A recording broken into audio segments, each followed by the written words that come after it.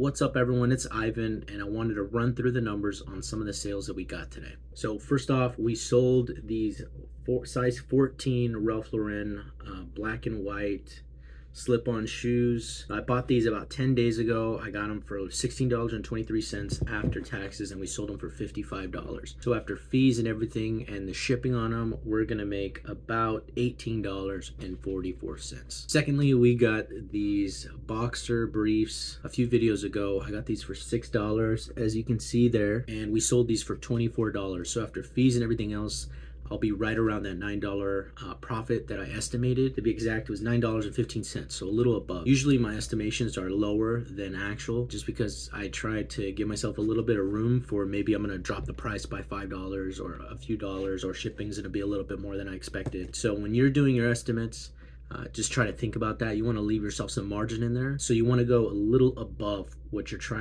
what your target profit is. This right here was 100% return, and this one was also 100% return. Both of these sold pretty quickly, so I think I will kind of restock on these items. So what you want to aim for is you want to try to get a few of these products. You're not going to find them all the time, but you want to try to pick some of them up. Just so you can churn your money pretty quickly and put it into the next thing. These were over 100% return. I sold these in 10 days. And then this was also over 100% return. And I sold this one in about 6 days.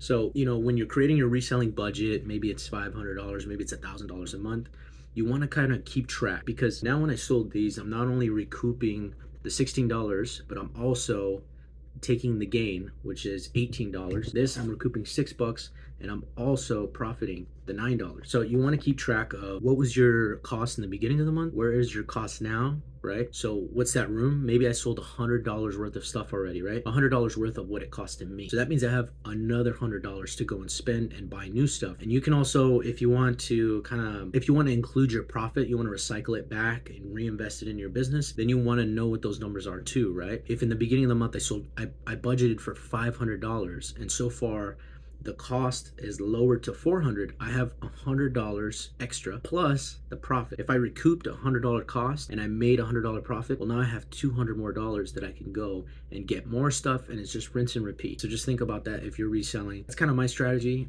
I think that's a pretty good strategy. You don't want to lose too much. You're risking $500. That might not be a lot, or for you it might be 100 or 400 or whatever the number is for you. You want to figure out that number and then keep track of everything in an Excel spreadsheet. I use Google Sheets, and it's nice just because I can kind of see a log of when I listed it, how long it took to sell. It gives me an idea, right, if it's a good product. Right now there's still a few things that I haven't sold yet, and I want to see how long that takes, right? Maybe it's 30 days, maybe it's 60 days. And the more history that you have, the more that you can get used to maybe something like this, right? This was my first time listing it, so I had no idea. So this one did sell pretty quickly, but if I buy another one and it takes a little longer, well, maybe I just got lucky the first time. So that's something you want to keep track of. I still have a few more of these shoes, so we'll see how it goes. These two things I bought on separate occasions. I got items that I haven't sold before. I only sold one other pair of shoes, and I have, I think, like 4 more. So what I'll do with these is I'll put them in a box, tape them up, and I'll ship them like USPS ground or something that takes maybe a little longer, but it's cheaper. But I think this buyer wants them a little quicker, so I might just have to ship in a priority mail, and that's why my shipping cost on this is going to be $13 instead of $9. So that cut in a little bit to profit, but it's no big deal. It's still a good ROI and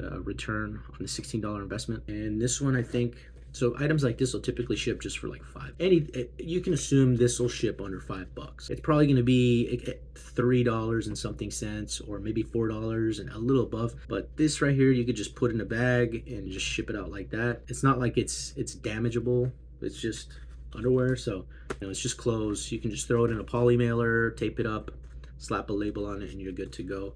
These right here, I'm gonna bubble wrap them using the USPS envelopes. Let me go ahead and get those so you can see what I'm talking about. So these are the USPS envelopes. They are free. You can go to USPS, go to free supplies, and you can order these. You don't need to be a reseller. You don't need to sell on eBay or anywhere else. You can just be a normal person. You can create an account with them, and you can get all kinds of shipping materials. Let me go ahead and show you here. So these are all free shipping materials from USPS.